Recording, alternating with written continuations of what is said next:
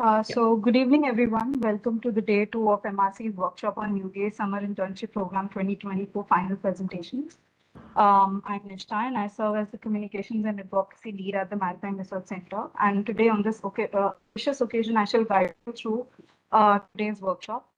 This workshop marks the culmination of our summer internship program where talented interns from IIT Bombay, IIT Kharagpur and IIT Madras have joined us, and they're performing their research since the past few months with us. And these interns have worked very diligently on various topics of pressing issues, including climate change, sediment management, water resource management, underwater radiated noise management, and maritime security.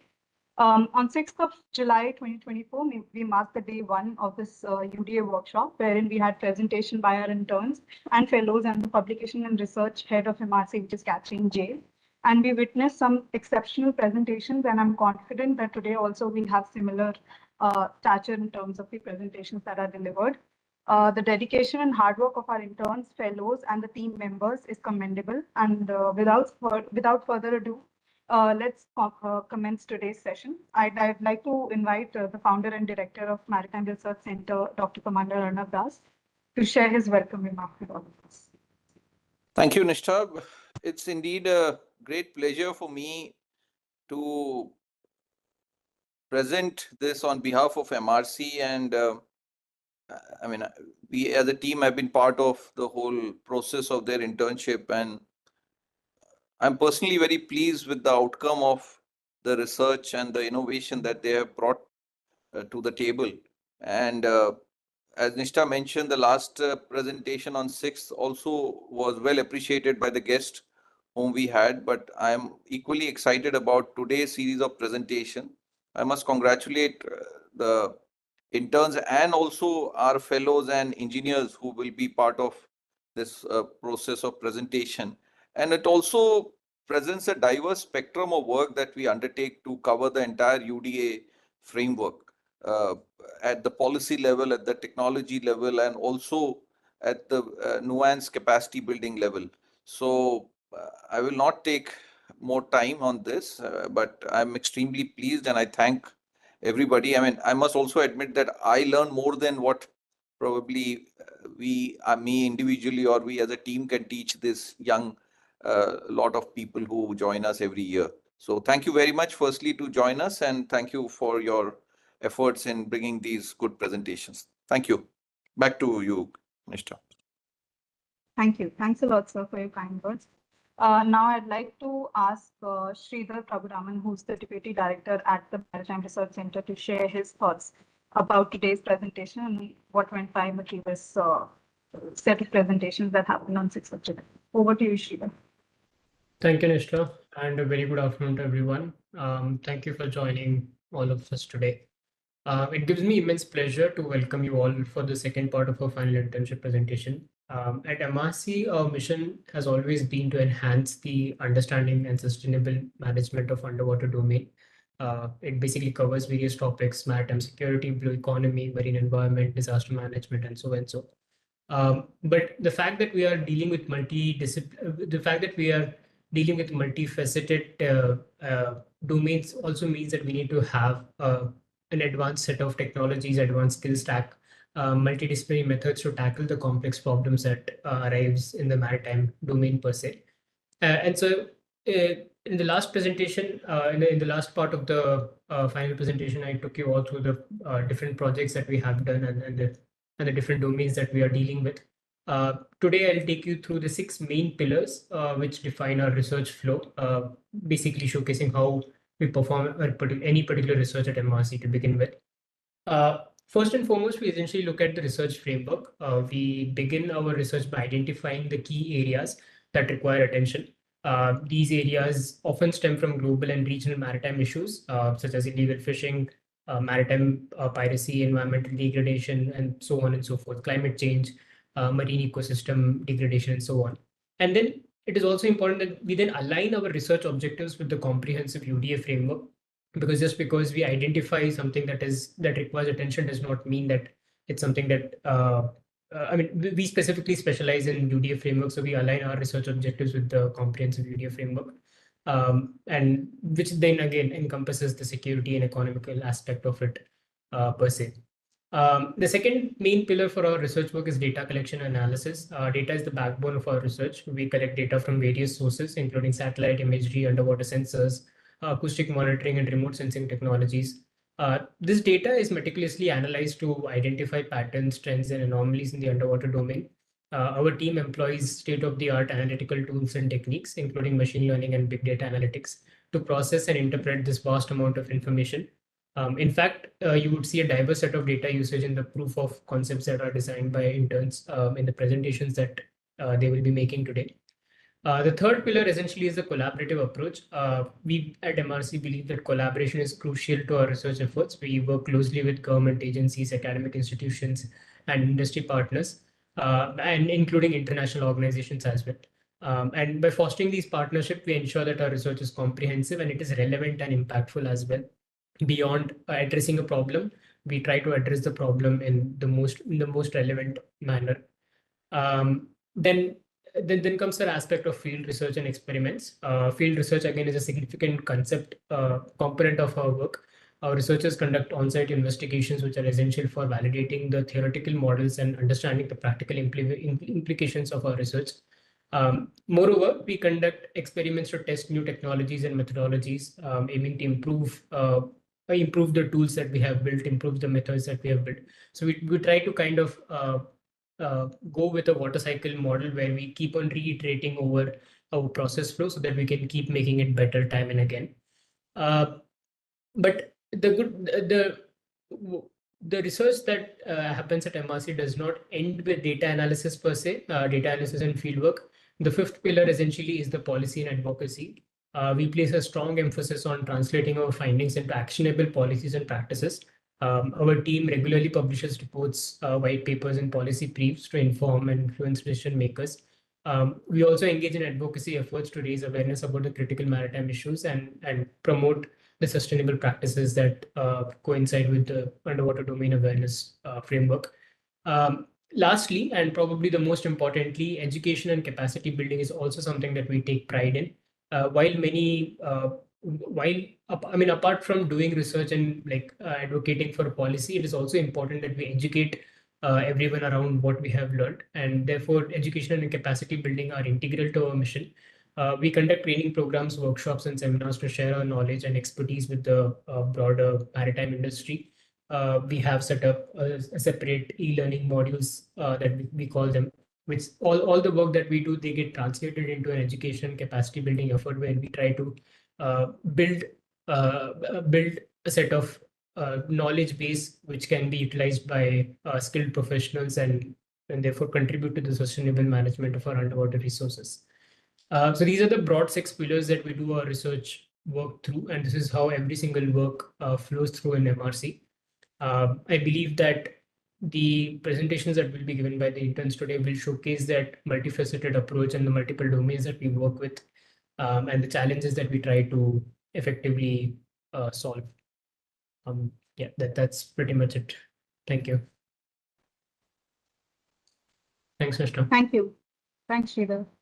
Now, before we get started with the next session with our interns, fellows, and internal team members who will present their work, let me first introduce you to guests that we have for today. We're expecting certain guests for today, and one of them is Mr. Amar Kaul, who is the Chief Data Officer at Barclays India. Following his feedback, I would also request Mr. Vijay Bhosle, who is a partner at Zeta Capital, to share his comments. But both our guests are going to be speaking at the end of all of the presentations by interns, fellows, and internal team members. And we'll be privileged to hear from them and know their thoughts. Now let's move on to the first session of today's workshop. In this session, we will have MRC fellows, interns, and the MRC fellows and MRC interns to present on the topic digital transformation. And I'd like to provide brief instructions to our interns and fellows to ensure that everything runs smoothly. Each presenter has been allotted a time limit of 10 minutes to make their presentations. Aim to complete your presentations within the time span of 8 to 9 minutes, and 1 minute is allotted for you to make the transition to the next candidate. Let's get started with the first presentation. I would like to call on Shlok Nimanu, who is a fellow at MRC. to make his presentation on the topic digital transformation for sustainable economy. Over to you, Shlok. Thank you, Nishta. So I will start. And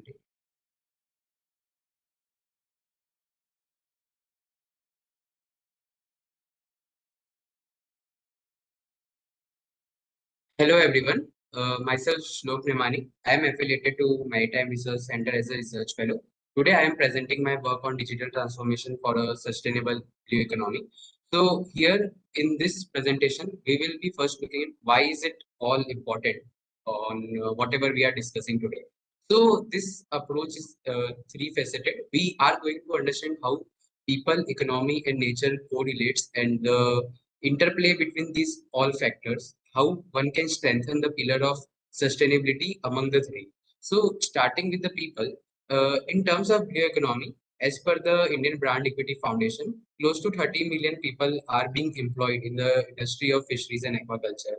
Not only that, our current government has launched Pradhan Mantri Matsya Sampada Yojana back in 2020.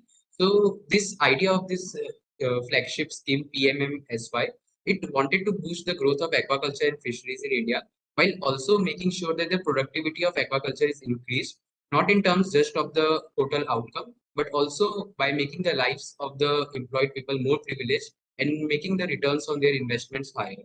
Not only it brings the sustainability into the growth of aquaculture, but it also focuses upon the leisure and privilege for the farmers by making sure that the adequate skills and knowledge is provided to them.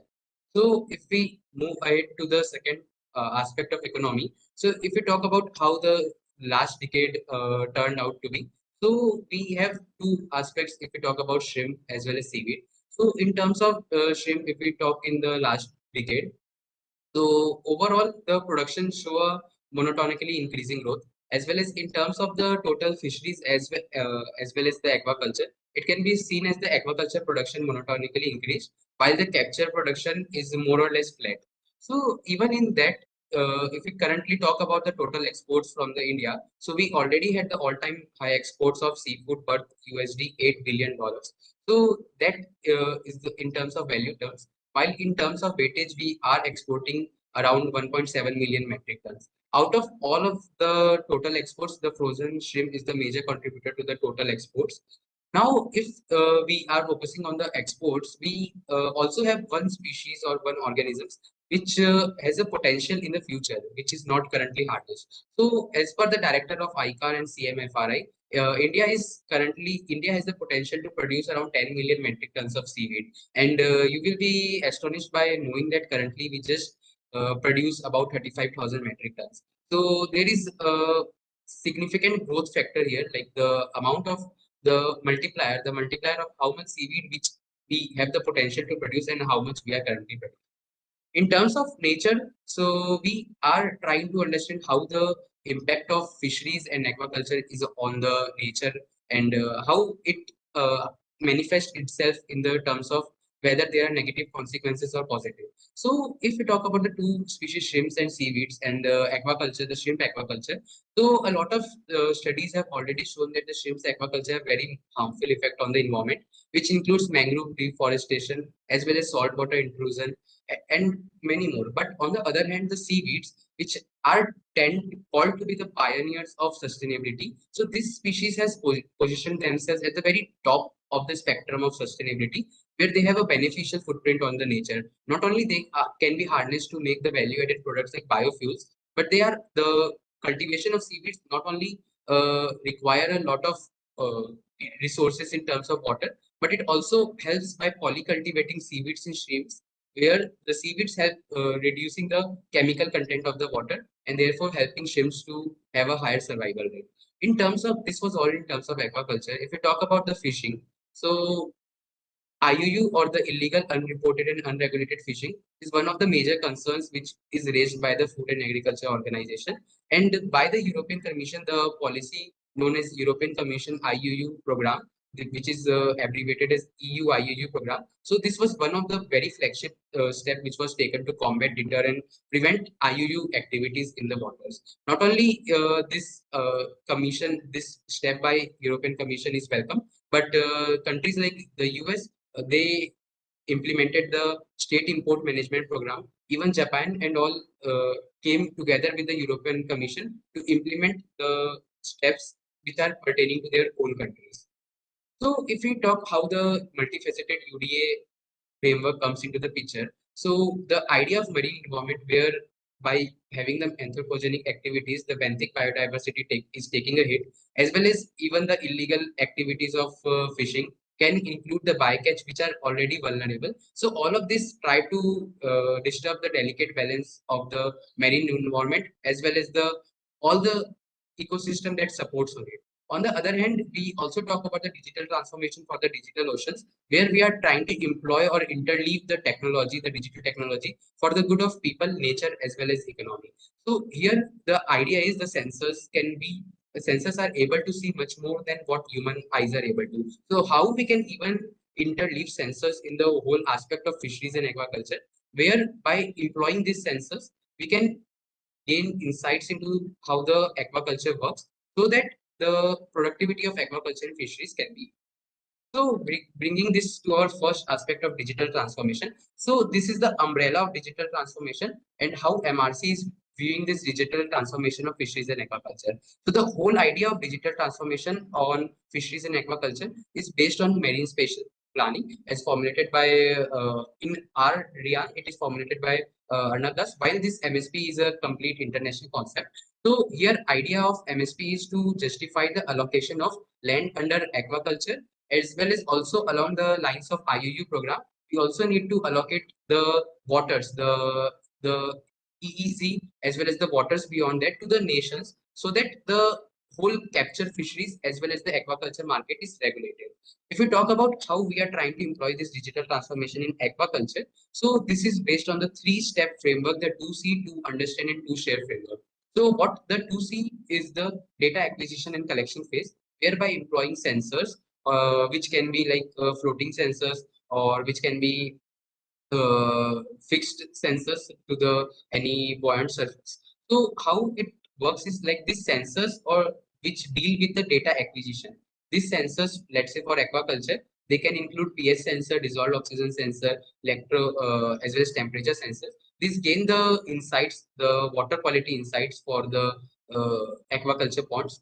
In the to understand, we have this very aspect of modeling and simulation, whereby gathering this data from the sensors, we build a model. This model is basically underlying functions, which either can be an equation, or it can be some kind of model which is built on machine learning. So this model learns from the data, as well as this model, when deployed on the ground, it verifies its output. So if the output accuracy needs to be enhanced, so the correction needs to be done accordingly. Once this whole iteration of modeling and simulation is done, so that the accuracy is under the limits, then it moves to the 2-share aspect, where the real-time inputs and the inferences can be shared to the user. And this inferences are actionable inputs, so that the farmers or the aquaculture owners can work on improvising their productivity. If we talk about the objectives of the digital transformation in aquaculture, so one thing, with the use of sensors, it promotes the live monitoring. It also allows for optimization of the water quality parameters in order to improvise the yield, as well as demographic mapping. Will be covered by one of the upcoming interns. So how aquaculture is contributing to the growth of on the global scale. So even aquaculture contributes 50% of the total production of the fisheries.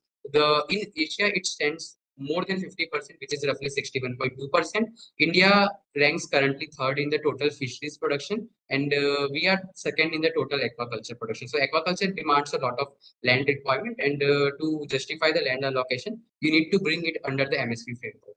So how digital transformation works is like it brings social harmony by making justified allocation of the land, ecological sustainability, as well as the intelligent insights which are gained from the digital technology, returns on investment, so that because higher productivity can result in higher yield and higher returns, and the data in open source, because the research which we are trying to include here will bring more and more source in the open source literature, as well as more and more data in the open source literature.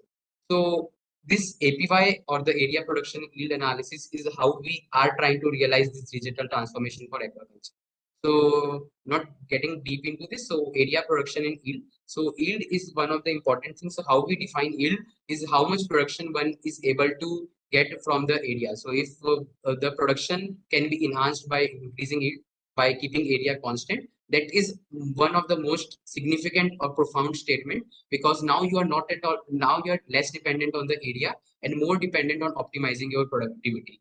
So here in the upcoming slides, we will be going to see some of the results of our research. So we are going to discuss about shrimps and seaweeds pertaining to specific species of them. We have identified an exhaustive list of literature, not limited to this, but which are having the feasibility to be captured by census in the available market. While this work began with the ideation from very old work by von Bertalanffy.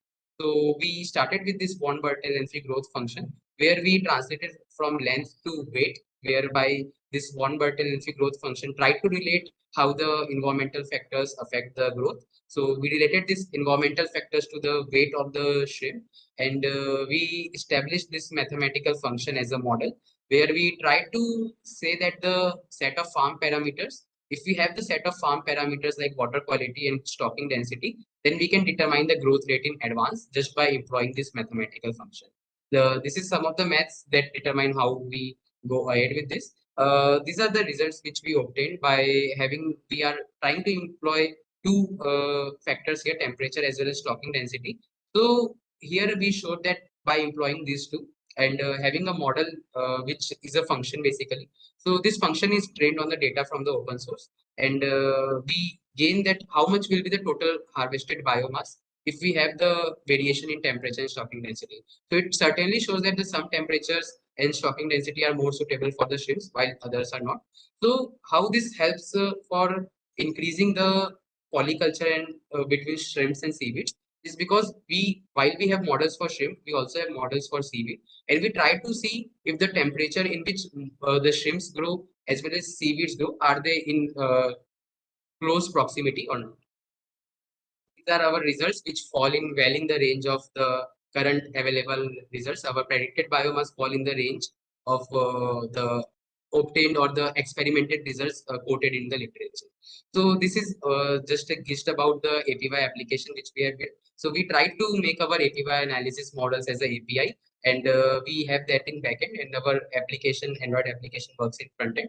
This is a small APY analysis Android app which we have built. So how it helps farmers is, let's say if there are two farms which have varied parameters, farm 1 and farm 2. So what happens if we input the farm 1 parameters in our app and farm 2 parameters in our app? So it gives that farm 1 is operating at a good and good condition, and farm 2 at the bad condition, where farmer 2 loses on the total production, even though they are focusing on the same inputs. So farm 2 is losing on the production. That's why he is having the low return on investment. So this all about the low wastage and the better governance through APY analysis, where by having the information in advance, the policymakers can have the complete knowledge about how the farms are operating in the whole country, helps them getting the better insights for the policymaker. Also, it supports inclusion, because it is said that while the lot of farmers are involved on the traditional farms where the returns on investment is low, this technology can be interleaved very easily. Only the support from government to employ census is it. So there are certain challenges in the work where we required a lot of structured data for training these models, as well as the hardware complexity, because what we are proposing is a hardware solution along with a modeling and simulation approach. So that requires some support on the side of farmers to employ these sensors on the ground. Not only that, there are other works which have been covered by our past interns on counting the fishes using the YOLO detection models, and that also supports the productivity idea. So that's all from my side. Thank you for having me. Thank you, Shubh. Next, can we have Sushank from IIT Kharagpur to make his presentation on the topic aquaculture demographic digital mapping? Sushank, you can take over. Very good afternoon, everyone. I am Shisham Sigripalli, an undergraduate student from the Department of Civil Engineering at IIT Kharagpur, and Summer Research Intern at Maritime Research Center, Pune. I'm working on open pond agriculture demographic mapping using computer vision and satellite imagery. This is the content of the presentation. Motivation. Mangrove forests sequester carbon much faster than other forests, so they are vital in fight against the climate change. When mangroves are degraded or lost due to coastal aquaculture, particularly shrimp farming, the release stored carbon stock back into the atmosphere, thus significantly contributing to the greenhouse gas emission. Nutrient transport due to this clearing of mangroves to adjacent ecosystems like oceans causes biodiversity loss, such as seagrass meadows and coral reefs, and also exacerbates the climatic variables. This extensive clearing of not only mangroves but also the agricultural land led to the conflict between agriculture and shrimp farming, resulting in land and water degradation. This shift has affected traditional livelihoods and employment opportunities of locals, as aquaculture is less labor intensive compared to agriculture. Despite these efforts, aquaculture play a vital role in food security. So it is crucial to find balance through sustainable practices. This requires identifying suitable land for aquaculture and tracking aquaculture demographic changes in the landscape to enhance spatial planning. Our area of study focus on the area encompassed between coastline and 200-kilometer inland from the coastline.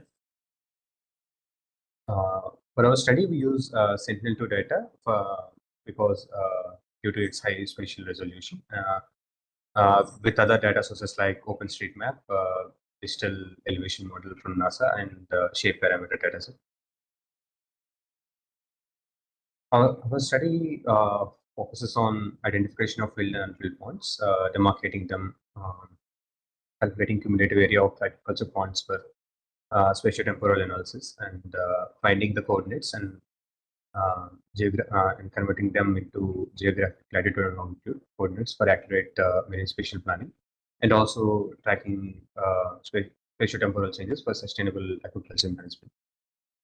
So this is the methodology on how we identify filled and unfilled ponds using normalized difference water index and image processing techniques.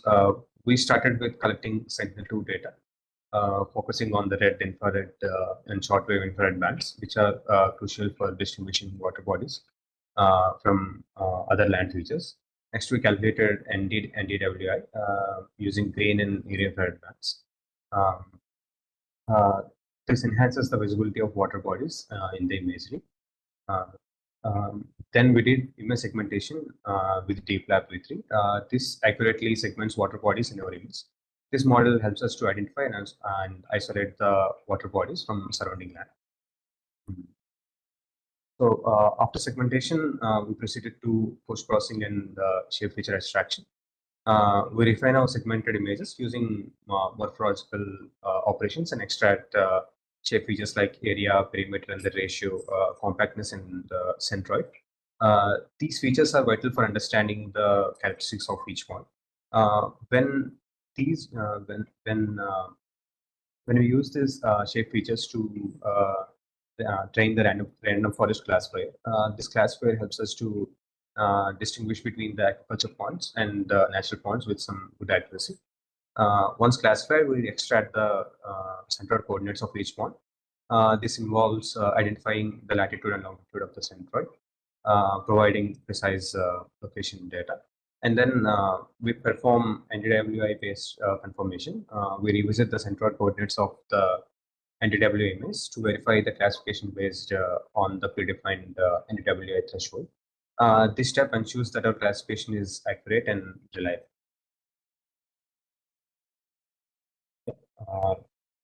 Tracking spatiotemporal changes. Tracking spatiotemporal distribution is an interval-based study with several critical steps. First, studying aquaculture ponds over by past 30 years. Then we set specific time window from April to October each year, aligning with peak vegetation growth and pond culturing activities for optimal satellite imagery identification. Next, sorting images by the cloud cover attribute and prioritizing them with minimal cloud cover. We manually inspect these images to ensure clarity. We used a decision tree classifier for pond identification, which quantifies changes in aquaculture ponds and reveals significant trends over time. We calculate dynamic indicators such as holding area change rate and cumulative area change rates and transfer out rates to understand the expansion, shrinkage, and overall impacts of natural wetland and mangroves. Finally, we analyze these trends to uncover the effects of pollution, climate change, and urbanization on the coastal aquaculture. This comprehensive analysis supports sustainable practices and long-term ecological health. So, for estimating longevity and age of aquaculture ponds, we follow a structured approach. First, we observe the initial and final appearances of each pond. Based on some rules, we split the data into periods. Next, we extract temporal features from the time series data, including changes in area and shape and other spectral signatures. We also consider the duration of filling and drying cycles and variations in surrounding vegetation. We use temporal convolution networks for their ability to hand sequence data and capture long-range dependencies. Training the TCN model with historical data helps us to predict the future state of the pond and estimate their lifespan. This method provides a detailed understanding of the dynamics of aquaculture pond, aiding in better management and conservation strategies. So, optical satellite imagery, which is crucial for NDWA calculation, can be heavily affected by the cloud cover, reducing the availability of clear images. Frequent cloud cover could lead to significant temporal gaps in data and make it difficult to track changes over time accurately.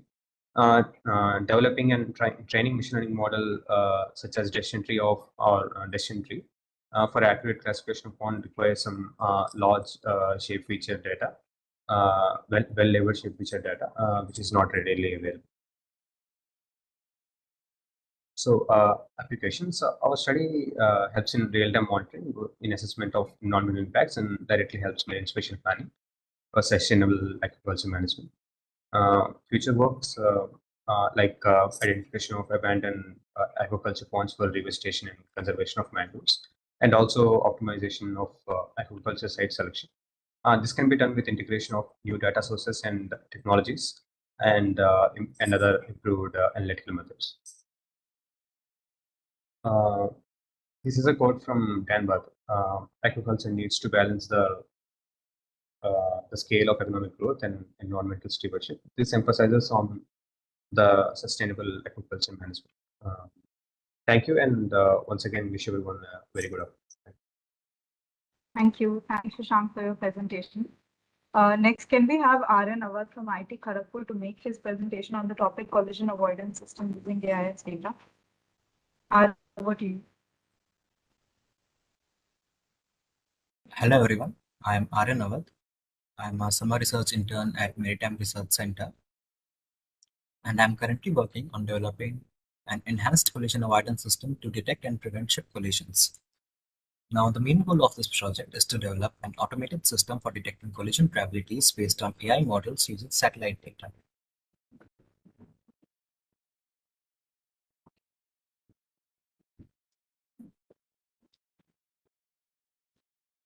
Now, first, let us look at the need for collision avoidance. Now, as we all know, the maritime transport serves as a huge metric in determining the overall progress of the world in terms of both GDP and overall development. Now, owing to this fact, the number of ships in the oceans have been steadily increasing at the rate of almost 10% every year. And this has gotten to the point where in the last 40 years, the number of ships have basically gone from 4 to 5 times of what they were at the time before. Now, owing to this huge increase in maritime traffic, there has also been a particular problem of increased risk of accidents and particularly collisions. Now, if we look at the data for a particular region, in 2021, almost 31% of all the shipping incidents reported in Canada were due to ship collisions. Now, the thing with ship collisions is that these cause a lot of economic damage, with all with predictions that almost $2 billion of losses were incurred only due to ship collisions. And even apart from the financial losses, there are severe environmental damage to the marine life in the entire area. Now, the current methods of collision avoidance basically use methods that are either incapable or based on very old regulations. Some of them are radar and remote sensing, and the problem with these kinds of methods is that they only use sensors that are present on inside of the ship, and therefore they lack the awareness of the entire wide region where various of the ships can be present, especially in areas of very high traffic density. And a lot of the methods are also based on the call rate compliances, but the call rate compliances were developed in 1972s, and they are no more suitable for the current maritime traffic, since they use very vague terminologies like early, large, wide, clear actions are recommended for effective collision avoidances. There are also other methods, but they simply recommend just changing the speed of the vehicle, and also they inform the people on the ship at the very last moment, which can lead to unexpected situations and not very accurate collision detection. Now, the new methodology that I have proposed during my work was to integrate both AIS and satellite for tracking the ships. And after combining the data, we will use a combination of multiple AI modules for the purpose of detection. Now, since the last few years, the satellite data has become readily available, and therefore it has become almost imperative to use them for our applications, as it is a very reliable source of information. And the development in AI models in the last few years have also unlocked new helps in the possibilities of automation, and they can enable us to monitor regions that are almost impossible to manage manually or by humans alone. So the new system that I have developed for detecting the ship collision index basically uses two sources of data. First is the satellite image data, and the second is the AIS data, that stands for Automatic Information System, that is transmitted from every ship that is on the ocean. So first, from the image data, we use the YOLO V9 object detection model to detect the ships present in the entire region of our surveillance. And after the ships have been detected, we match them with the AIS data using another classification aided model, especially the Rust Boost model, to identify the exact identity of the ship detected in the image. Now, after the identity of the ship has detected, and we have also AIS information about the various velocities, locations, and the speed and the course over ground of the ship, we can use all this information to accurately and very precisely predict a high confidence collision risk index, which is based on the DS information theory. Now, the thing with this collision risk index is since it is not only dependent on the distance as detected by the previous methods and multitude of other factors, the final output, that is the risk index that is given using this method, is much more accurate and reliable than all the other methods that are currently being used. Now, for this, the different sources of data are mainly the AIS data and the SAR data. And the reasons for choosing the SAR image data specifically from the Sentinel-1 satellite mission was that SAR stands for synthetic aperture radio data, and this data does not use optical sensors, and hence it is not prone to disturbances from weathers and like cloudy weather or severe turbulences. It can detect and provide information in almost all weather conditions as long as the satellite mission is running. And for the training purpose, the images that were used were kept at 1 meter resolution for the developing the entire system, but the model I've used was also trained on 0.5 meter and 3 meter image resolutions to ensure consistency in case the output of the satellite changes.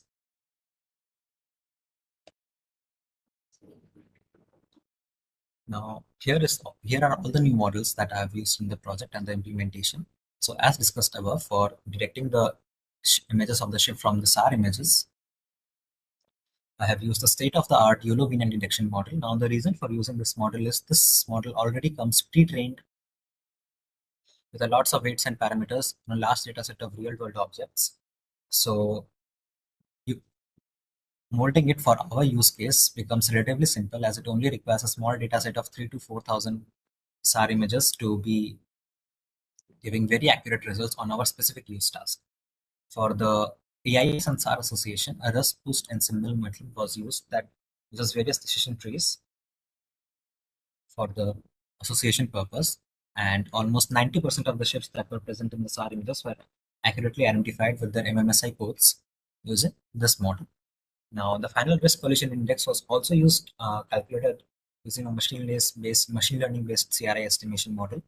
And while it could have been used by a simple DS evidential theory based quantitative model, the reason for using the machine learning model was that the DS model is very comprehensive and uses a lot of calculation and inputs to give the final results. And hence, since it's a quantitative model, it can easily be modeled using any tree-based model while having a significantly lesser computation cost. So I also created a model for this purpose, which achieved a validation accuracy of 97% that ensured its ability to replace the current method very confidently.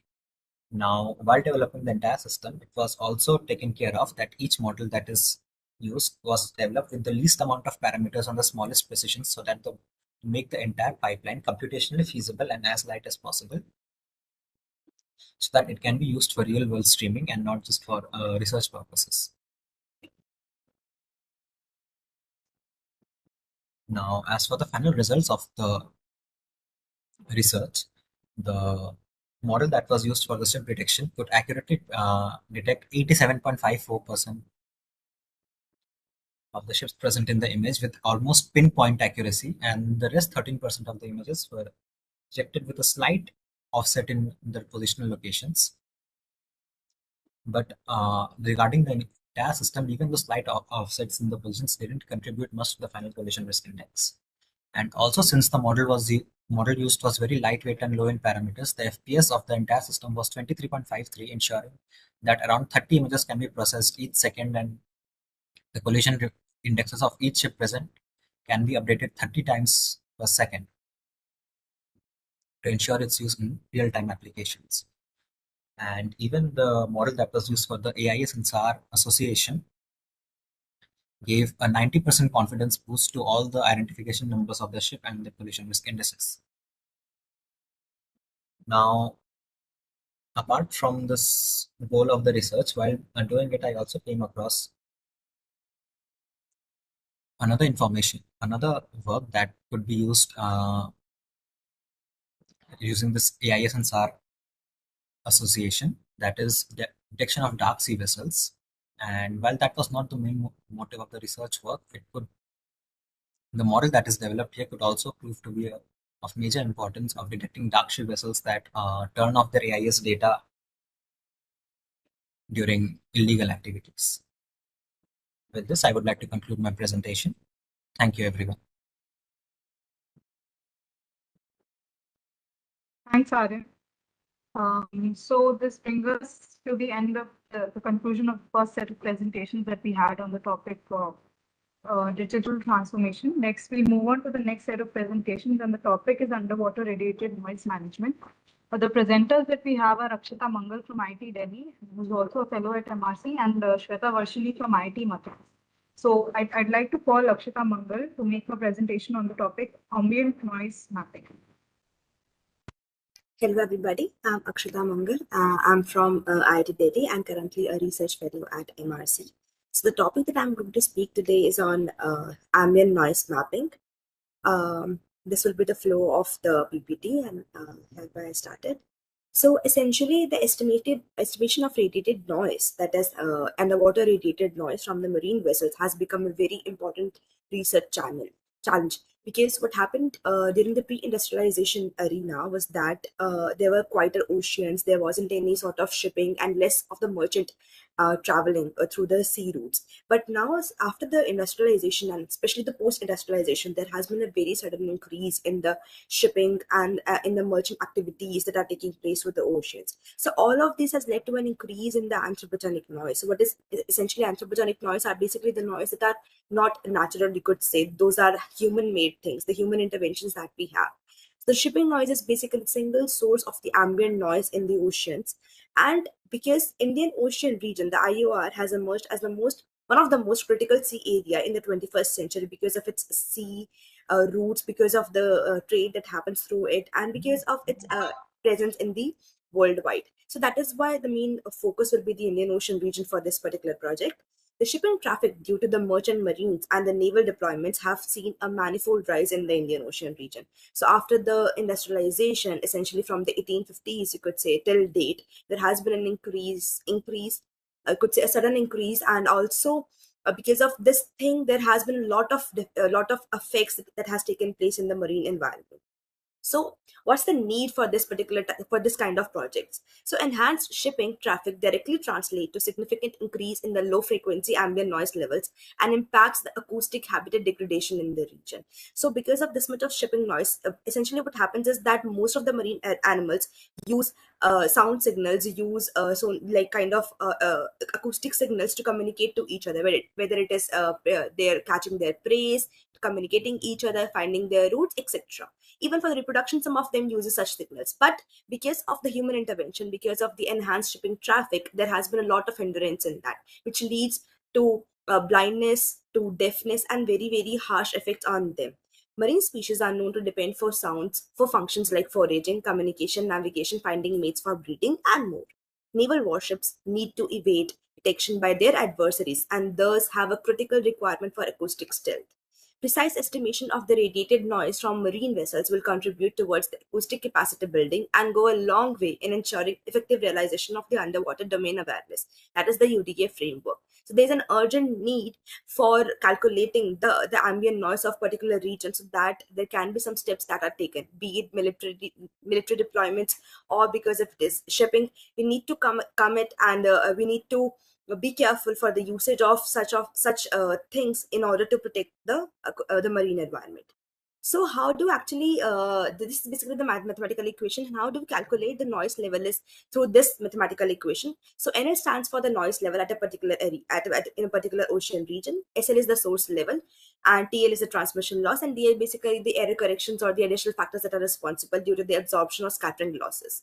So source level basically reflects the initial sound intensity of the sound source. Now, when a vessel is standing there at a particular position in an ocean, how much sound it is producing, how much noise it is producing.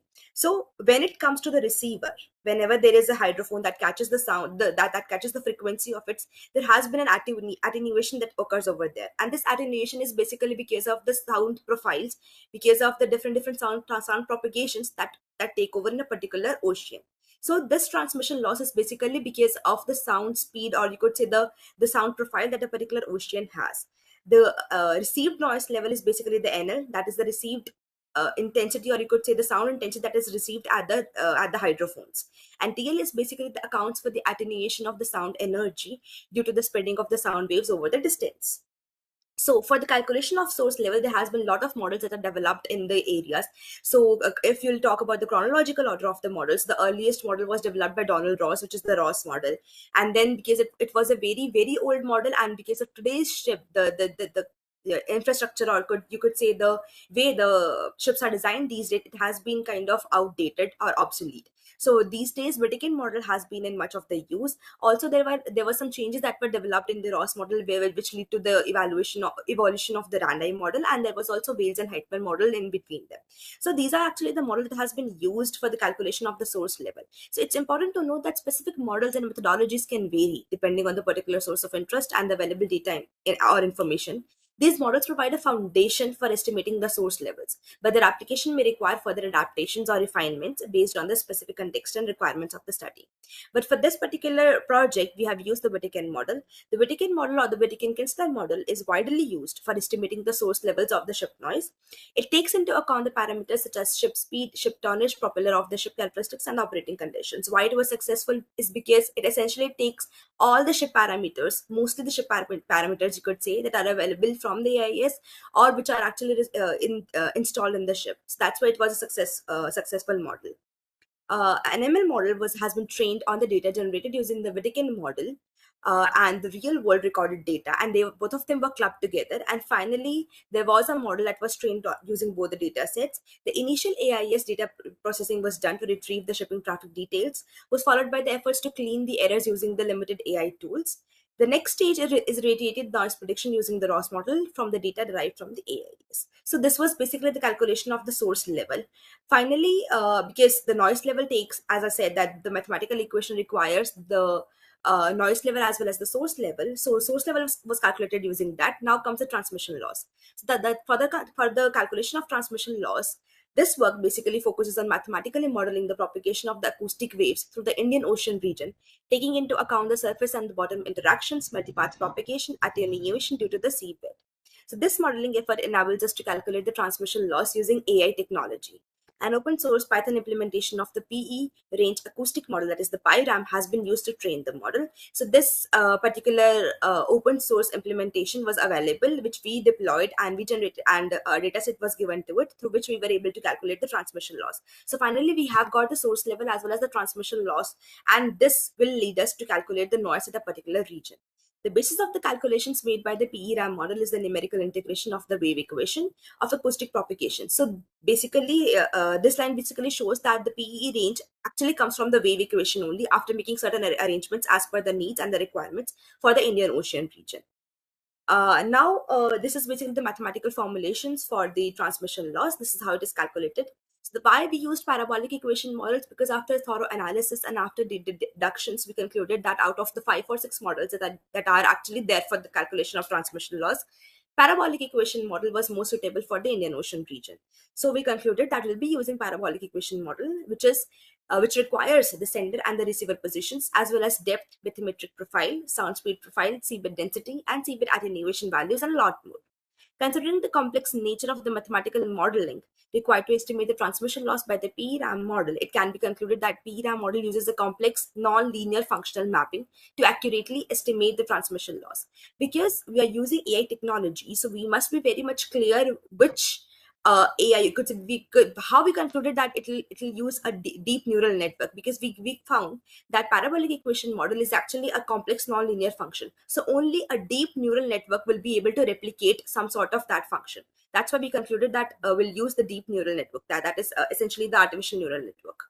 So the results that we got was that a mean error squared of 18.828 denotes the difference between the transmission losses predicted by the ANN, the model developed by us, and the values calculated by the PE-RAM. They differ approximately by 4.5 decibels on average.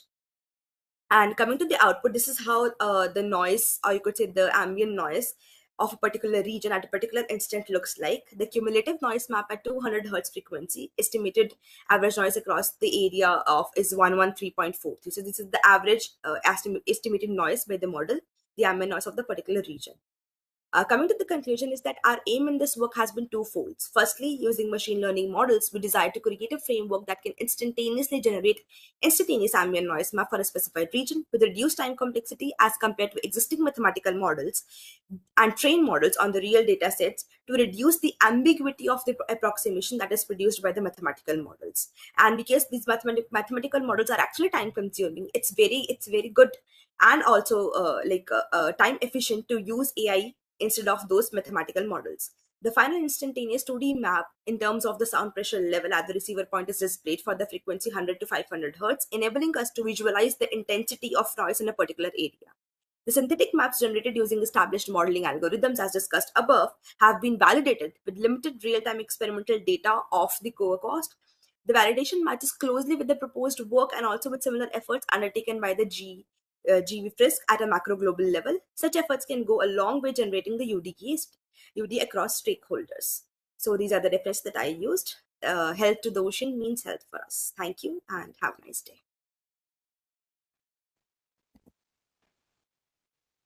Thanks, Akshita.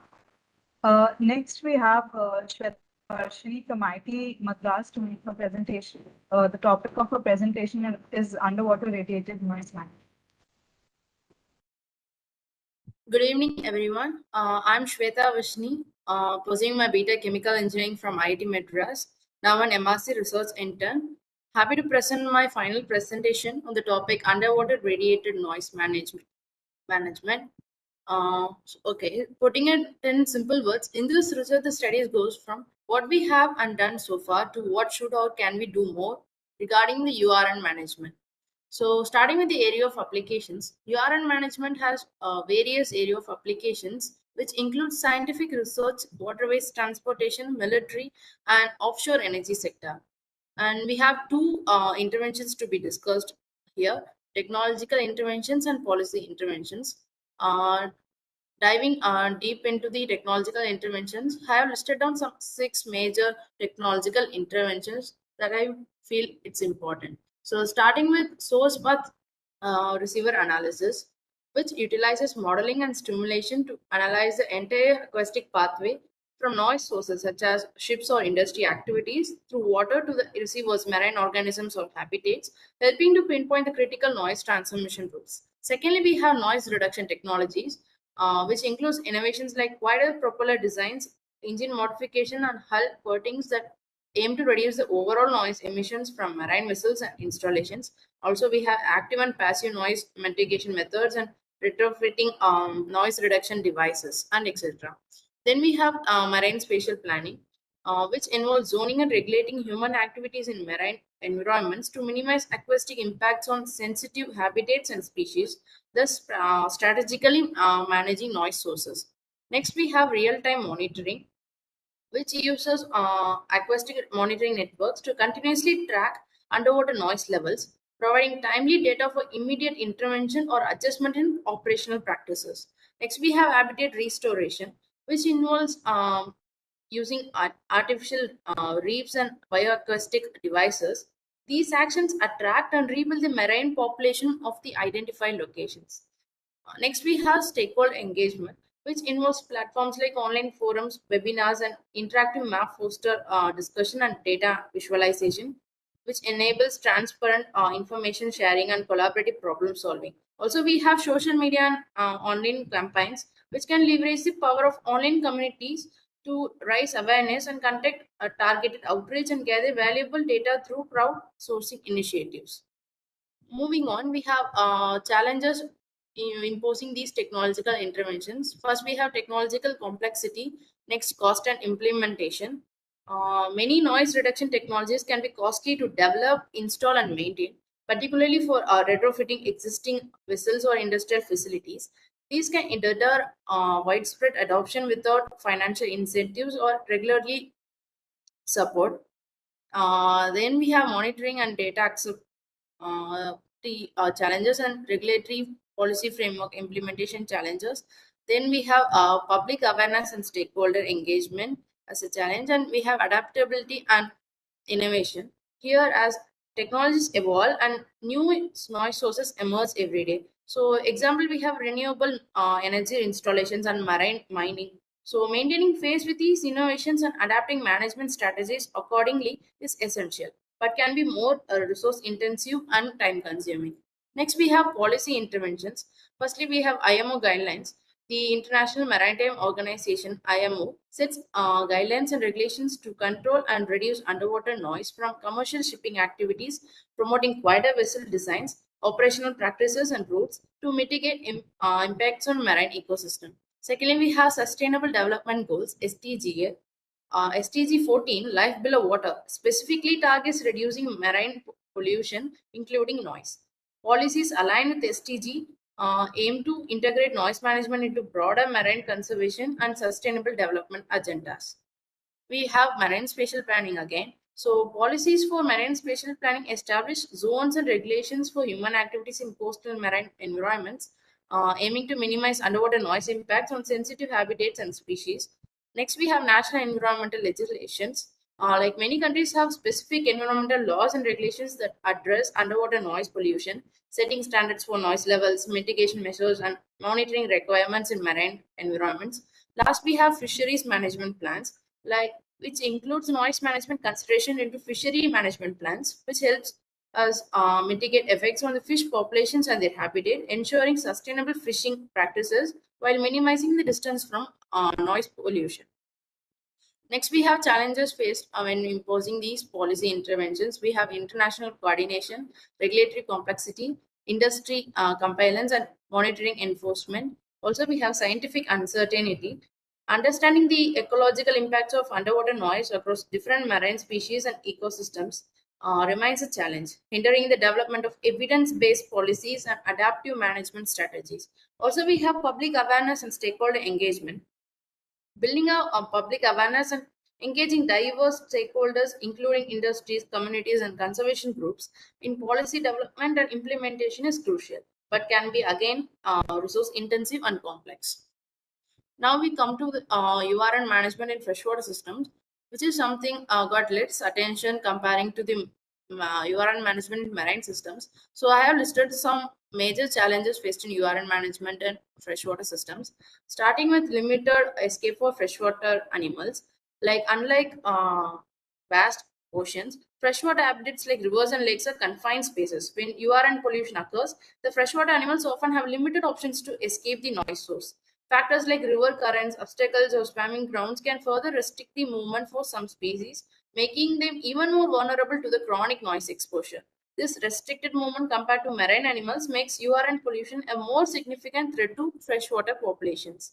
Next, we have complexity of river environments and limited research and data collection challenges and competing interests. Like freshwater resources are crucial for various uses like transportation, irrigation, and recreation. So, balancing these needs with noise reduction can be challenging. Next, we have enforcement and regulation challenges also. Implementing the and enforcing regulations on noise levels in freshwater systems can be complex, and especially across jurisdictions or with limited resources. Moving on, we have more concern on river dolphins when we have when it come to URN management in freshwater systems. Here we will be answering the question why it is. So, firstly, we have vulnerability to URN. So, river dolphins rely heavily on the sound for navigation, communication, and their basic needs. So, which makes it vulnerable to disruptions caused by underwater radiated noise. Secondly, its role as bioindicator species. River dolphins serve as bioindicators, offering insights into the overall health of the freshwater ecosystem. Their decline often signals broader environmental issues such as pollution and habitat degradation, and its cultural and spiritual significance and conservation challenges. Like most of the river dolphins have been identified as endangered and critically endangered species by ICU Red List of Threatened Species. So next we have economic benefits of conservation. Conservation efforts aimed at protecting river dolphins can have economic benefits through sustainable dolphin tourism. Well-managed tourism can generate income for local communities, providing a direct incentive for conservation efforts. Then we have awareness and education and legal protection. Many river dolphin species are protected under national and international conservation laws and agreements. Implementing and enforcing these protections are crucial for their survival. Also, we have integrated conservation strategies. Effective conservation strategies for river dolphins require integrated approaches that address multiple threats, including URN, habitat loss, pollution, and etc. Moving on, here we will be seeing the focus points for future plans. So, starting with standardizing regulatory frameworks across jurisdictions and bringing regional policies, need for more study on biological criticality of aquatic life, quantification of impacts, which can act as a concrete evidence for policymakers, then integration of technological and policy interventions, species-specific researchers for URN effects, and of course, rising awareness. And below, I have listed down some future focus points for specifically for freshwater systems. Starting with research beyond freshwater dolphins. Mostly, we have the researchers are on the freshwater dolphins. We have a need to extend the research beyond freshwater dolphins to other species. Next, we have future plans on inland water transport. So many developing and developed countries have started and extending their future plans on inland water transport. So it is important to consider and understand the URN management to make sustainable development. Next, we have building spatial planning frameworks for inland waters, exploring naturally available options of noise mitigation. This is about the forest and the mangrove forest. Seems like an option for naturally noise reduction in the along the rivers. So this is something we have to look into and explore these kind of naturally available options. And we have more studies to picture sound propagation in inland waters, then need for regulatory frameworks by authorities in freshwater systems. So concluding my presentation with a motivating quote: the best way to solve a problem is to solve it. Thank you.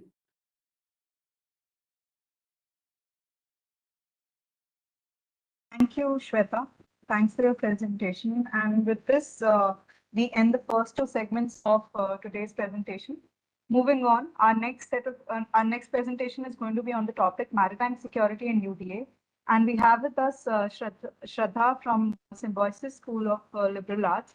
Shraddha will be making the presentation on the topic maritime security in the UDA in the underwater domain, exploring the non-traditional threats and challenges. Over to you, Shraddha. Yes, thank you. One second.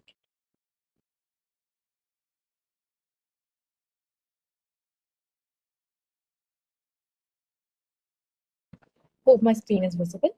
Good evening, everyone. My name is Shraddha. I am a summer intern at Maritime Research Center, and today's presentation is about my project, Maritime Security in the Underwater Domain. Maritime domain awareness is a critical component of maritime security, which includes the effective understanding of anything associated with the maritime domain that could impact security, safety, economy, or the environment. However, this concept needs to be extended to include underwater domain awareness, which specifically addresses the unique and increasingly prominent challenges and threats lurking beneath the ocean surface. The hidden depths of the ocean, once considered inaccessible and secure, have now emerged as arenas of potential conflict and illicit activities. This project explores the non-traditional threats and challenges in the underwater domain, such as the submarine espionage and warfare, sabotage of underwater cables, and underwater drug smuggling. In the same context, the main aim of my project was to analyze policy gaps, technology intervention, and the role and the importance of the underwater domain awareness framework in mitigating these issues. The choice of this topic is underscored by contemporary examples such as the alleged Russian sabotage of undersea cables, or Chinese spy ships lurking in the Indian Ocean region, and the use of narco drones or autonomous under vehicles for smuggling drugs to Australia, illustrating the pressing need for improved underwater security measures. Moving on, uh, to give a brief about what underwater threats and challenges are, maritime security in the underwater domain is crucial due to the stealth and difficulty of detecting the underwater threats, which significantly impact national and international security. The Indian Ocean region is particularly vulnerable with extensive maritime trade routes, maritime traffic, strategic geopolitical importance, regional rivalries, political instability, and the presence of critical underwater infrastructure, etc. Submarines capable of intelligence gathering, surveillance, and covert operations pose substantial espionage threats, exemplified by the Cold War incidents like the Soviet K-19. Underwater cables, on the other hand, essential for over 90% of the global communications, are at risk of being sabotaged, potentially disrupting the economic activities and national security. A recent example would be sabotage of 4 cables by Houthi rebels belonging to the AAE 1, CCOM, EIG, and TGN systems at a stretch that runs between Saudi Arabia and Djibouti. Furthermore, underwater drug smuggling through submersibles and modified commercial vessels presents significant challenges for law enforcement and regional stability. Drug cartels increasingly use semi-submersibles for narcotics transport, complicating detection efforts due to their low profile and ability to operate beneath the surface. Moving on. Maritime security confronts significant policy gaps characterized by fragmented regulations, inadequate technological infrastructure, and limited international collaboration. Current policies lack coordination among stakeholders and fail to address the rapid advancements in autonomous underwater vehicles and unmanned drones, etc. Insufficient technological capabilities, particularly in regions like the Indian Ocean, hampers effective underwater awareness. Additionally, the reluctance to share sensitive data due to national security concerns hinders effective collective efforts to combat underwater threats. And legal definitions and frameworks are outdated, complicating the application of rights and duties for operations or activities involving uncrewed vessels and remote controlled activities. And most importantly, the Maritime Domain Awareness Framework, established in 2005, overlooks underwater threats, lacking comprehensive strategies for detection and mitigation. Addressing these gaps requires a multifaceted approach to tackle these issues. Most countries, including India, lack clear regulations for submarine cables specifically, with only a brief mention in the Indian Telegraph Act of that to 1885. Jurisdictional issues complicate protection, as UN clause guidelines do not specify responsibility for damage in the international waters. And nations like Australia and New Zealand have narrow directives for subsea cables specifically. Moreover, India's laws, including the NDPS Act and Maritime Zones Act, do not cover underwater vehicles, providing traffickers an entry point. And international laws inadequately protect undersea cables, requiring extensive legislative revisions, the creation of dedicated regulatory agencies, technological advancements for law enforcement, and stronger international collaboration to establish precise guidelines for tackling underwater threats. Moving on to the next topic, existing technologies are effective, but their ability to completely address the risk presented by advanced methods is uncertain. The process of creating and implementing underwater monitoring system has considerable difficulties, such as guaranteeing waterproofing at great depths, optimizing power use for prolonged operations, establishing dependable signal transmission from undersea to control centers, and managing severe temperature fluctuations.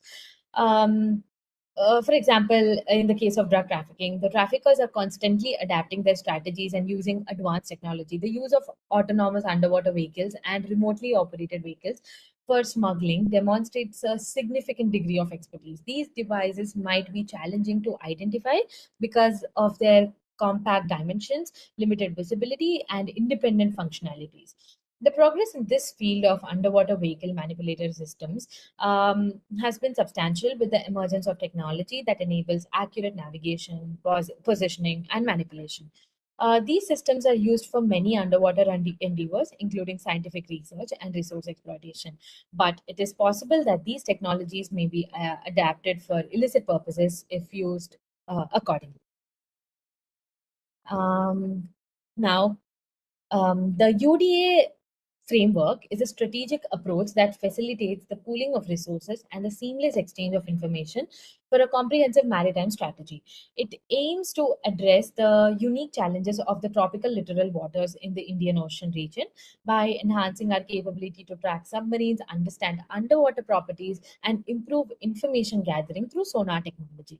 So, coming to the first point, strengthening international collaboration is another significant advantage of implementing a UDA framework. It encourages data sharing and cooperative efforts among nations addressing common underwater threats more effectively. By fostering international cooperation, the UDA framework helps in creating a unified approach to managing and mitigating underwater security risks. Moreover, the UDA framework optimizes resource utilization and promotes sustainable economic development. By providing precise information on underwater resources, it enables better planning and execution of security strategies, reducing the strain on military resources. Furthermore, the UDA framework integrates data from various sources, including the sonar system, satellite imagery, and maritime patrols, to provide a comprehensive understanding of underwater activities, leading to effective identification and analysis of certain threats. Moreover, response strategies under the underwater domain awareness framework are multifaceted, involving rapid response units and coordination of international naval forces. By providing real-time data to decision makers, the UDA framework enhances the ability to respond effectively to potential threats. It emphasizes on data integration and international cooperation, ensures that no threat goes unnoticed and appropriate measures are taken promptly, making it a crucial tool in mitigating underwater maritime security threats. So, to conclude my presentation, the evolving nature of underwater threats necessitates a proactive and a collaborative approach to maritime security. The intergovernmental organizations such as BIMSTEC, IORA, and the Indian Ocean Naval Symposium and should incorporate the UDA framework to strengthen their security efforts and address the unique challenges of the underwater domain. The UDA framework offers a promising solution, enabling the nations to navigate the uncharted waters of underwater security with greater confidence and effectiveness. Thank you so much. Thank you, Shweta. Thank you, Shweta, for your presentation. Now we come to the last segment of today's workshop, and we will now have MRC's research engineers who will make the presentations on their individual project topics such as ESG, MSPs, etc. First, I would like to call upon Ayush Sawant, who's a research engineer at the Maritime Research Center, to make a presentation on the topic, bringing objectivity to ESG through UDA digital transformation. Good afternoon, everyone. My name is Ayush Sawant, a research engineer at MRC.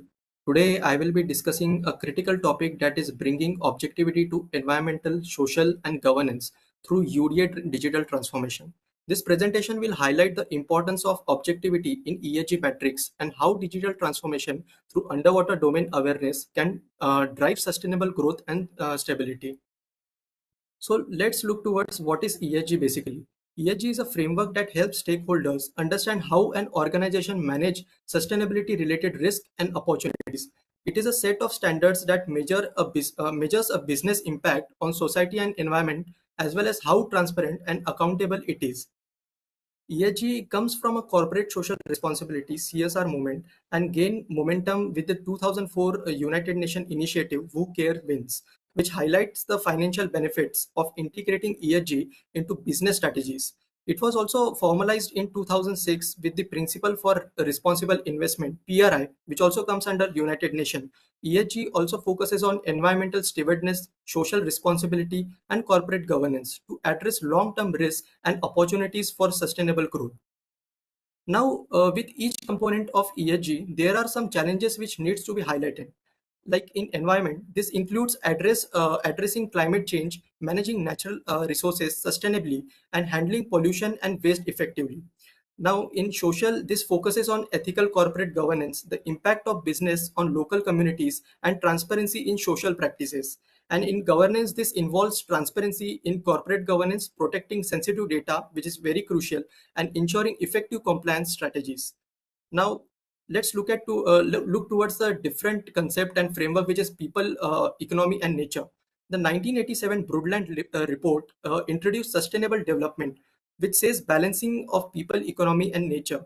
And the 2015 United Nations Sustainable Development Goal (SDGs) and John Ellington's 1994 Triple Bottom Line concept also emphasizes integrating social well-being, environmental health, and economic viability.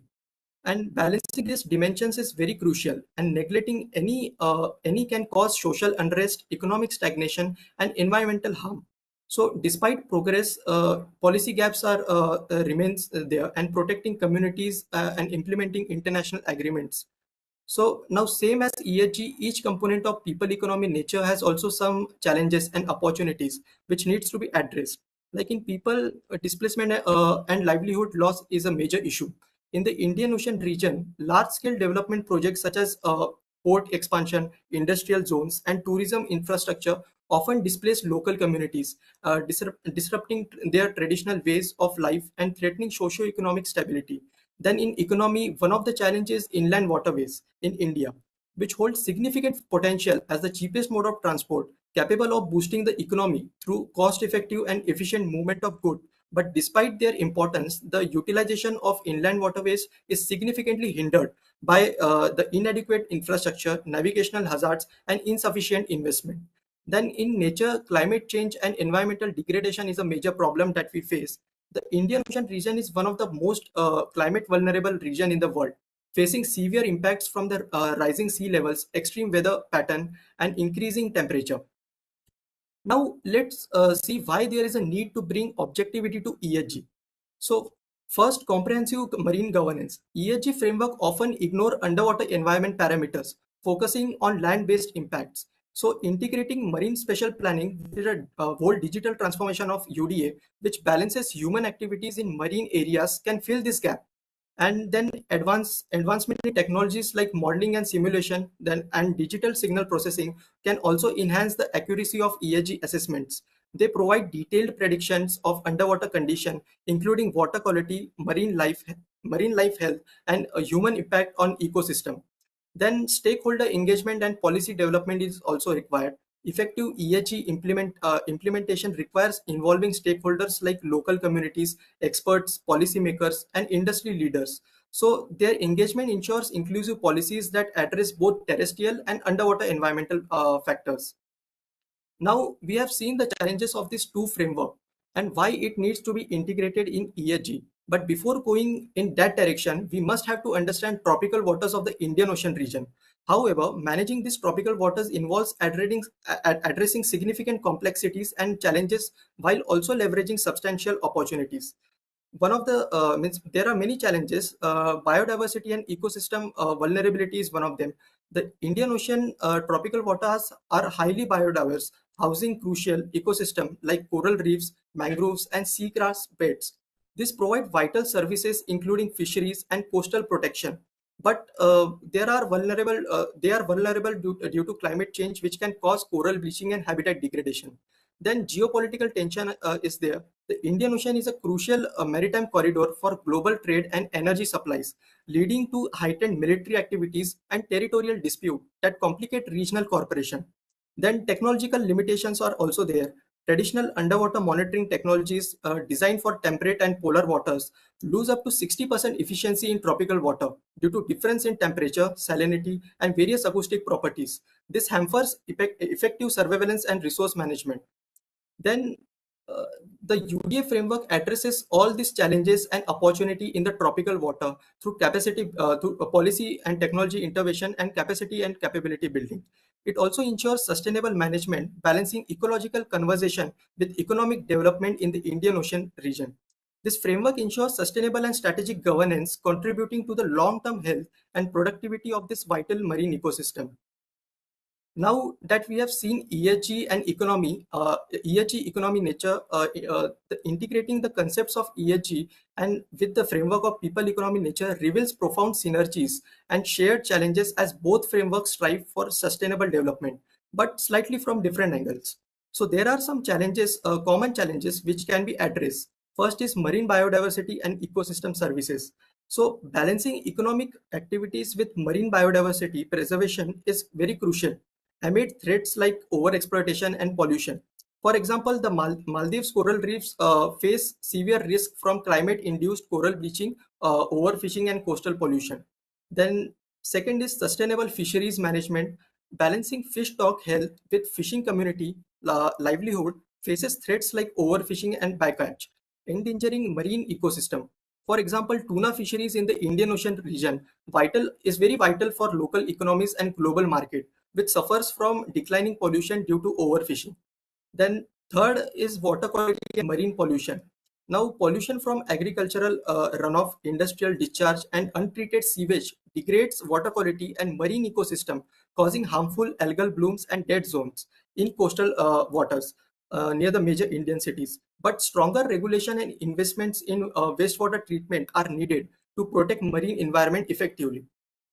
So now that we have seen all these challenges and problems, let's have a look at the solution as well, which is the UDA framework, which offers a comprehensive approach of and focuses on integrating policy intervention, technology intervention, and capacity and capability building to enhance the underwater domain awareness and governance.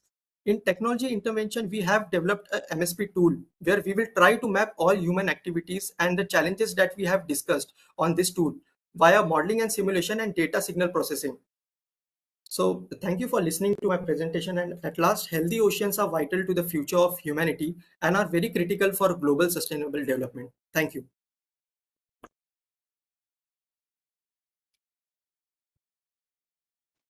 Thank you, Avi. Next, we quickly move on to our next research engineer at the Maritime Research Center. We have Shreya Wagmare with us, and Shreya will be presenting on the topic Marine Spatial Planning Driven Assessment of Livelihood Opportunities for Coastal Communities. Over to you, Shreya. Yeah. Good evening, everyone. I am Shreya Wagmare, working as research engineer at Maritime Research Center. Today, I will take your attention to one of the most important part of our coastal zone, that is coastal community, and my research around it. So, we will be discussing UDA-driven assessment of livelihood opportunities for coastal communities in the tropical waters. So here's my short outline of the things that we'll be discussing, some general terms and then the community part and as a whole and then UDA framework.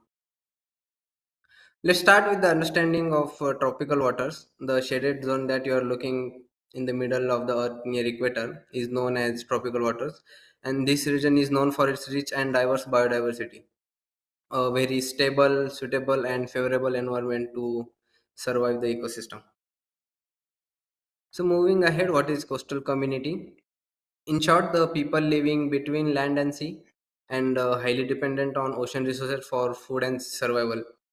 So let's hear a fact that 40% of the global population lives in a coastal zone of 100 kilometer, and around 15% of the Indian population lives in the Indian coastal region, which is around 570 million people out of 1.4 billion, and that's a huge population. And in developing country like India, this coastal population highly dependent on ocean resources for foods, jobs and livelihood. But as the developing nation, economical development pressures are actually marginalizing the traditional practices in favor of corporate driven activities. Now let's go more into that. Traditional practices like fishing, boat building, aquaculture, and salt production are not only their economical, social, or cultural practices, but they are intergenerational practices which are being carried out since their millennia. So, due to the development pressure and economical gain, these traditional practices are getting marginalized over these corporate activities like mechanized fishing, large scale aquaculture, building western resorts, and these things come with ecological cost and they go against with the local traditional sensibilities also. So to give you a quick idea, see the numbers of fishing industry in the market evolution. So 80% of the local population in the coastal region is dependent on traditional fishing methods and 20 on the industrial fishing. But to notice one thing, 20%, 80% of the revenue is captured by that 20% industrial fishing only due to the mass fishing, and only 20% is done through the 80% of local population. So to address this issue, government has implemented some policies like National Fisheries Policy, and we are aware of Sagarmala, Sagar Vision, Neel Kranti, which is also known as Blue Revolution, NPCA. So these all policies has an approach to stabilize the coastal zone via fishing or tourism or port development, etc. So other than this, there is also policy like ICZM, Integrated Coastal Zone Management Plan, or marine protected areas. But most of the coastal communities are not even aware of that. They are addressing coastal region as a whole, which includes the stakeholders, but as a coastal community as a whole, there are surely some gaps. So gaps in the sense based on the current policies, which things can be considered and assessed again. So this is what gap means. And as the increasing population and resource requirements, these gaps are identified. So let's have a look at them. So next two slides will discuss two different aspects of gap layer present. So first, as a social, cultural, and economical gain. So these uh, coastal communities are not getting that much of gain because they are not able to keep up with the trend of this corporate-driven economical development. So that is why one of the major effect in the social gap is migration. People are migrating to their native cities for food security and economical gain, and that's surely a loss of a cultural practice as well, even the traditions. So traditional practices are not getting enough revenue and attention, hence generating this economical gap as well in the coastal communities point of view. Another way to look at this is communities are not aware of the geotechnological developments. Here, geotechnological term refers to the application of scientific methods and engineering techniques to utilize the natural resources. So they are not aware that digital tools which can help them to predict the production of aqua farming products or prediction of fishing zones. So they are not aware of these opportunities which has economical gain as well. Hence, these things create a huge gap between the geotechnology, the coastal community. And even though there are policies like MSP, Marine Special Planning, which needs to be implemented, so these three aspects are not linked with each other properly. So, an interconnection between them plays an important role in overall governance. So now to assess and fill the layers and these gaps, this is where UDA framework comes into picture. We are aware of the terms and diverse direction in which UDA framework can be integrated. So how it can be helpful to understand and minimize these gaps and layers. Also, we'll understand how this UDA framework can be a game changer for assessment as well as enhancement of the coastal communities. So this is the larger picture of everything that we have discussed till now.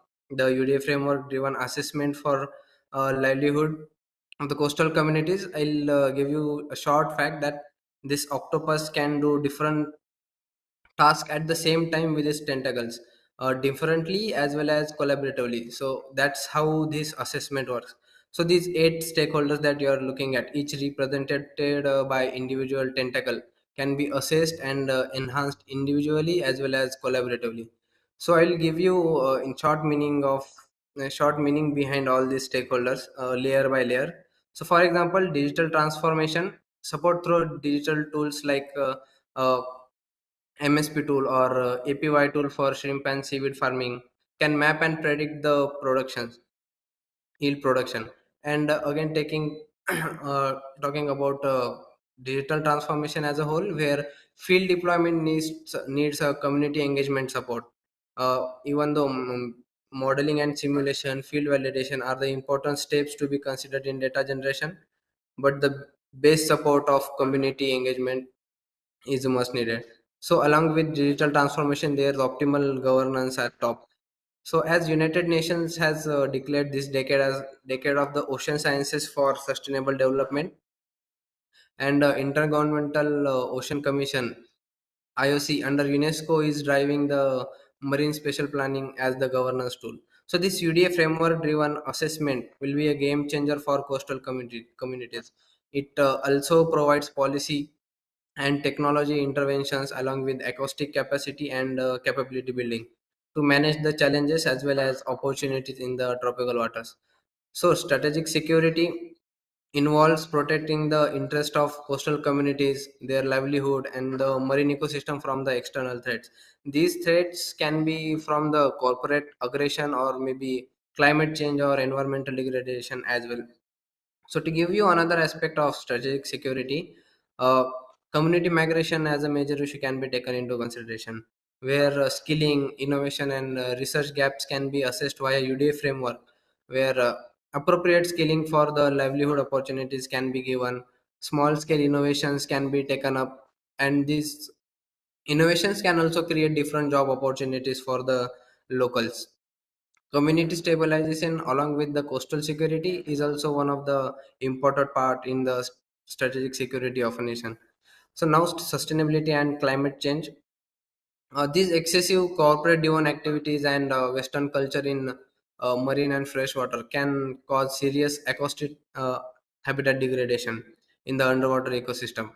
So due to high underwater noise, underwater species like big whales get stranded, causing fatalities. Hence, environment impact assessment is also important.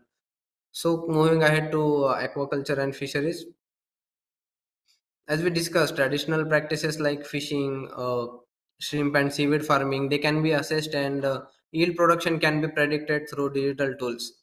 Also, traditional fishing can be enhanced by support of the digital signal processing platforms as well.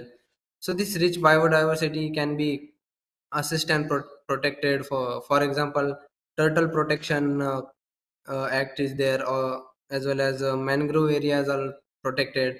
So they play a crucial part of resource management and biodiversity stabilization as well. So now in the transport sector,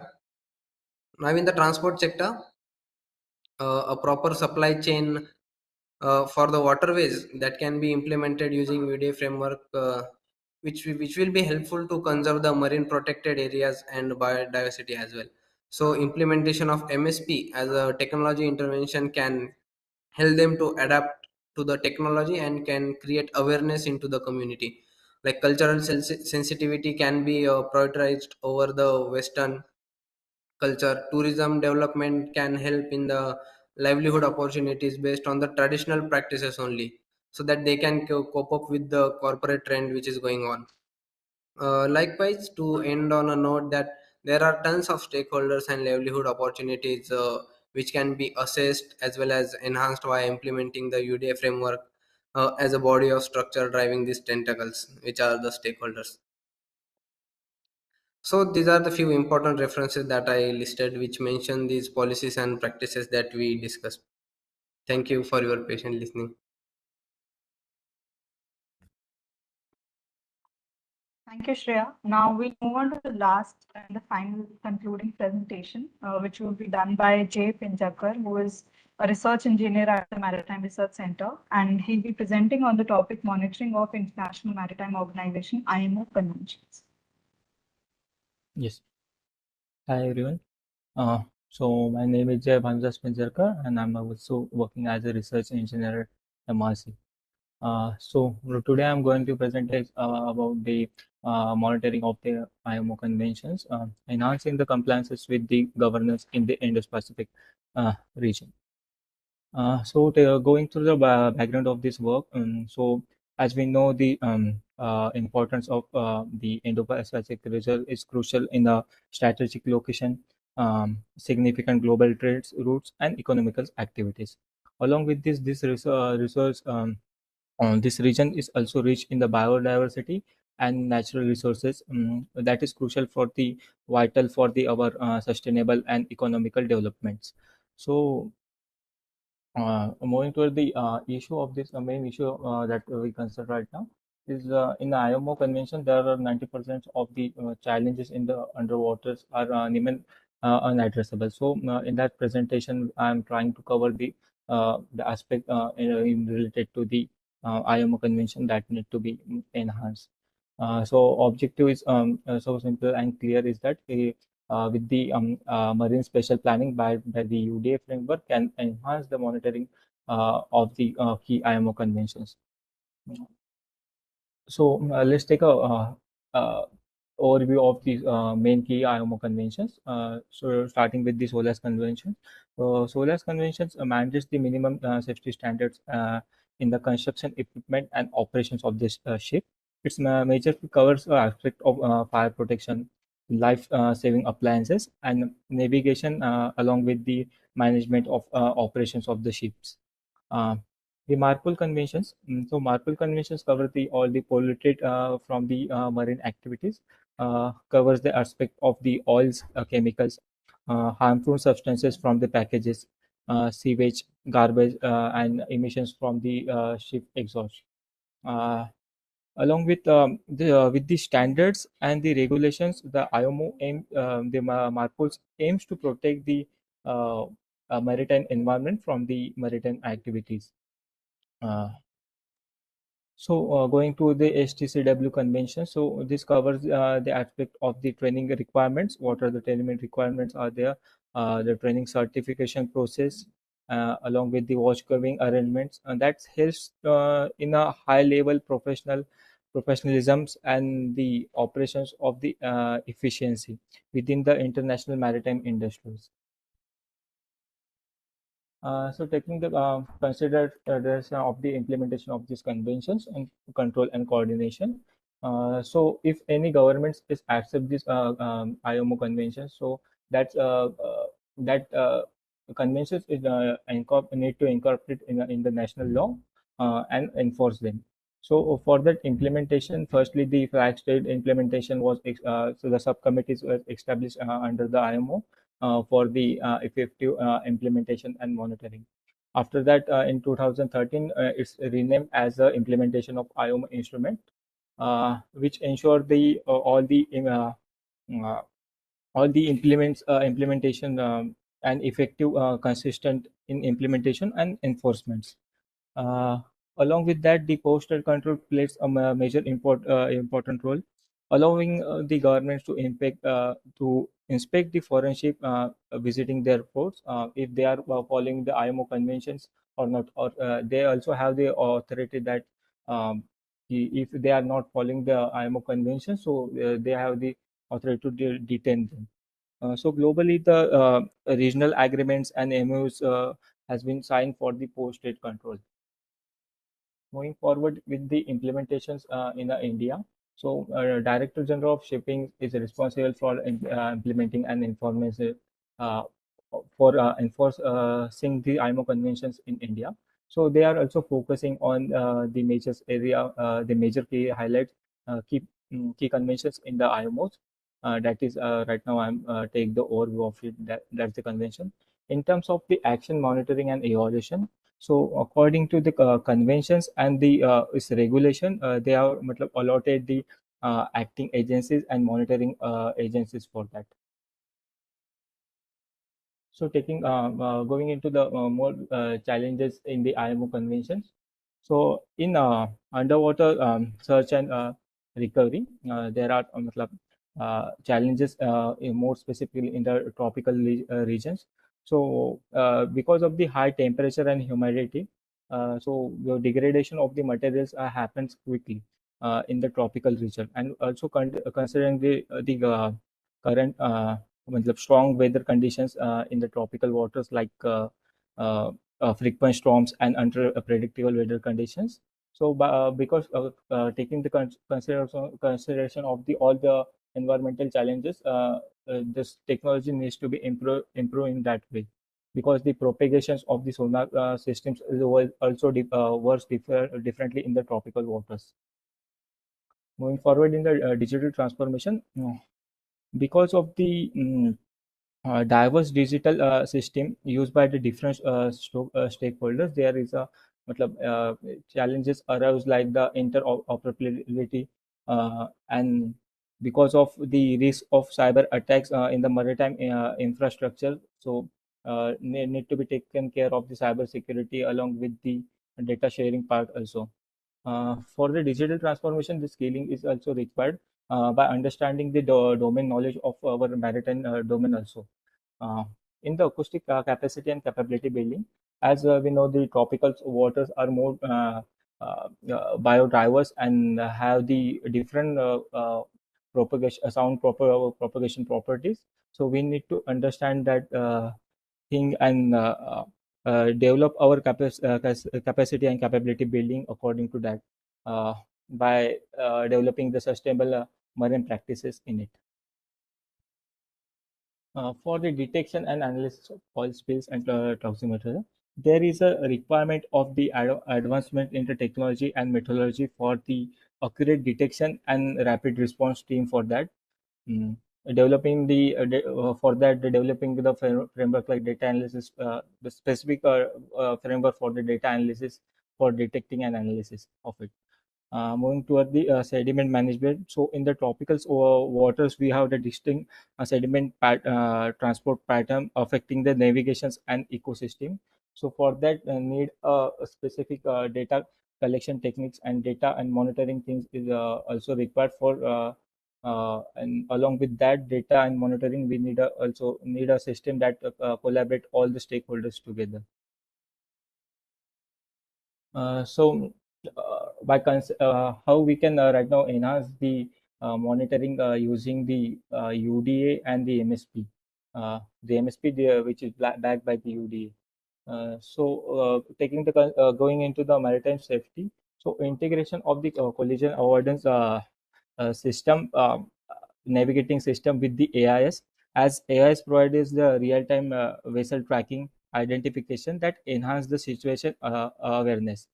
And along with the digital transformation integration that gives a predictive analysis and automated report, and togetherly this technology can can improve the decision making and regulatory compliances, facilitating to the communication efficient communication and enhancement in research and rescue. Going toward the environmental protection. So, as I mentioned in the challenges earlier, like oil spill detection and underwater noise, and to manage all these challenges, we need a collaborative efforts between the maritime engineers, environmental scientists, and policymakers. So, UDA has the capacity UDA along with the marine special planning has the capacity to build this collaborative efforts together. In the training standards, so for specifically for the acoustic capacity and capability building, so the need of some training program such can be conducted like advanced acoustic monitoring technologies, noise mitigation strategies, and the environment impact of the URN. UDA can be the game changer because UDA has the aspect of the skilling. So whatever the digital transformation is required uh, for that, so along with the not only with the technology, along with the domain knowledge of it, so UDA has the capacity and capability building to deliver all those things. So that's all from me. Thank you. Thank you. Thanks a lot, Jay. With this, we come to an end of the presentations that we have for the two-day workshop. And now I would like to call upon Arnab sir to share his valuable feedback and insights with all the interns and the fellows and the internal team members who have given the presentation for 2 days.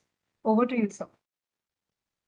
Thank you, Nishtha. First of all, congratulations to Sridhar and Catherine, Ayush, and the mentors, Shlok and Romit, for an excellent output of the internship program. And all the presentations were well made, and also a team led by Nishtha and Shreya and others who have kind of made this 2-day presentation happen flawlessly. Also, I mean, the backend team which provides the infrastructure, Shreya, Ayush, Jay, Shubham, and others, great effort. And I mean, while listening to these presentations, I can see a lot more connections between the different works that is going on.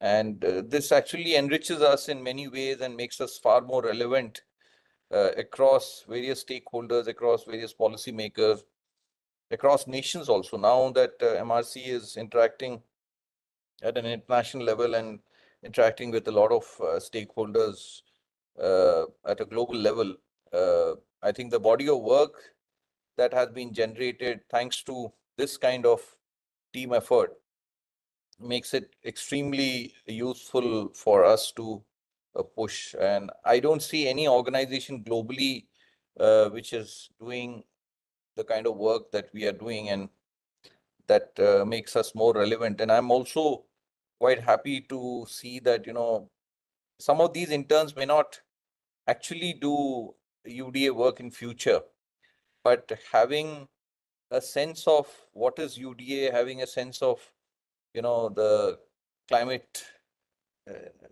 issues and sustainability issues, I'm sure, they will be a far better citizen and far better contributor to the world affairs. So with that, I think I'll stop and thank you all very much for this excellent presentation. Thank you very much. Thank you, sir. With this, we draw a curtain to the 2-day enriching workshop that we had. Thank you, everyone. Thanks to all the interns, all the fellows, all the internal team members as well for conducting this kind of workshop, for for diverse set of people that we had in the past day on 6th of July and today as well. I also want to acknowledge the tireless effort of the entire MRC team, our interns, our fellows, and the research engineers. Your dedication and hard work is what went behind the scenes, and this has made the event truly successful. Once again, thank you all for being part of this two-day workshop, and have a wonderful evening. Thanks a lot. Thank you, Nishtha. I forgot to thank and congratulate you and the team behind. I mean, I think now we are doing it ourselves, so it's very well done. Thank you so much. Thank you. Thanks, Sridhar. Thank you, sir. Thank you, everyone.